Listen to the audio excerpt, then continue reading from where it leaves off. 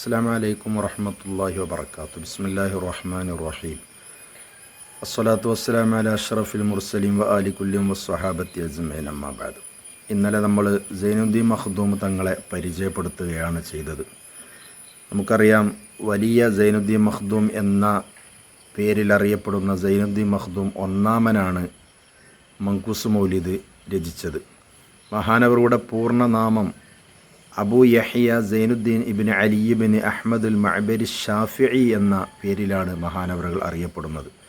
ഹിജ്റ 871 ജനനം. മഹാനവറുകൾ വലിയ മഹത്വമുള്ളവരും പണ്ഡിതനും ഒരുപാട് ശിഷ്യന്മാരുടെ ഗുരുവര്യരുമാണ്.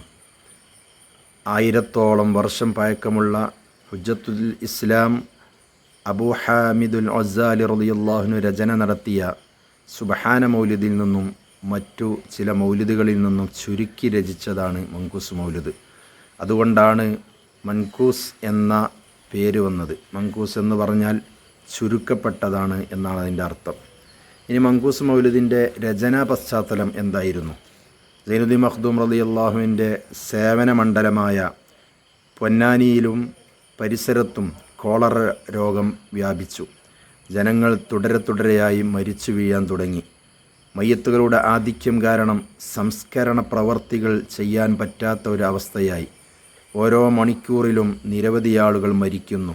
അങ്ങനെ പ്രയാസപ്പെട്ട സന്ദർഭത്തിൽ ജനങ്ങളെല്ലാം കൂടി നാട്ടിലെ ആത്മീയ നേതാവായ സൈനുദ്ദീൻ മഖ്ദൂം തങ്ങളുടെ അരികിലേക്ക് വന്നു വിവരങ്ങൾ പറഞ്ഞു. ജനങ്ങളെല്ലാം കോളറ വന്ന് മരിച്ചു വീഴുകയാണ്, ഞങ്ങൾക്ക് പേടിയാവുന്നു, ഷെയ്ഖ് അവറുകൾ ഒരു പരിഹാരം പറഞ്ഞു തരണം. സൈനുദ്ദീൻ മഖ്ദൂം റളിയല്ലാഹു അൻഹു മങ്കൂസ് മൗലിദ് ചൊല്ലാനും അതിൻ്റെ പേരിൽ സുഭിക്ഷമായ ഭക്ഷണം ഒരുക്കാനും ജനങ്ങളോട് കൽപ്പിക്കുകയാണ്. മഹാനവറുടെ കൽപ്പന പ്രകാരം എല്ലാ വീടുകളിലും സ്ഥാപനങ്ങളിലും മങ്കൂസ് മൗലിദ് ചൊല്ലാൻ തുടങ്ങി. വളരെ ചുരുങ്ങിയ ദിവസത്തിനുള്ളിൽ തന്നെ കോളറ രോഗം നാട്ടിൽ നിന്ന് വിട്ടുമാറുകയും നാട്ടുകാരുടെ ജീവിതം സാധാരണഗതിയിലാവുകയും ചെയ്തു. മങ്കൂസ് മൗലിദിൻ്റെ ബർക്കത്ത് കൊണ്ട് എല്ലാവർക്കും ശിഫ ലഭിച്ചു. വലിയ പകർച്ചവ്യാധി കൊണ്ട് വലഞ്ഞ സമയത്ത് രക്ഷക്കായി സൈനുദ്ദീൻ മഖ്ദൂം റളിയല്ലാഹു അൻഹു നൽകിയതാണ് മങ്കൂസ് മൗലിദ്.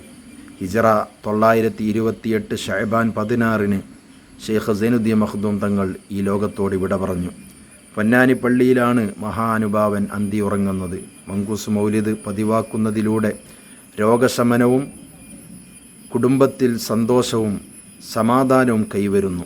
കുട്ടികളുടെ വികൃതി മാറാൻ മങ്കൂസ് മൗലിദിലെ ബൈത്തുകൾ പതിവാക്കാൻ പണ്ഡിതന്മാർ നമ്മോട് കൽപ്പിക്കാറുമുണ്ട്. ഇങ്ങനെ ഒരുപാട് മഹത്വമുള്ള മഹാൽ വ്യക്തിത്വമാണ് ബഹുമാനപ്പെട്ട സൈനുദ്ദീൻ മഖ്ദൂം റളിയല്ലാഹു അൻഹു.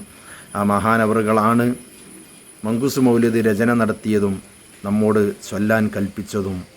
നമുക്ക് പതിവാക്കാൻ അല്ലാഹു സുബ്ഹാനഹു വ തആല തൗഫീഖ് നൽകി അനുഗ്രഹിക്കുമാറാവട്ടെ.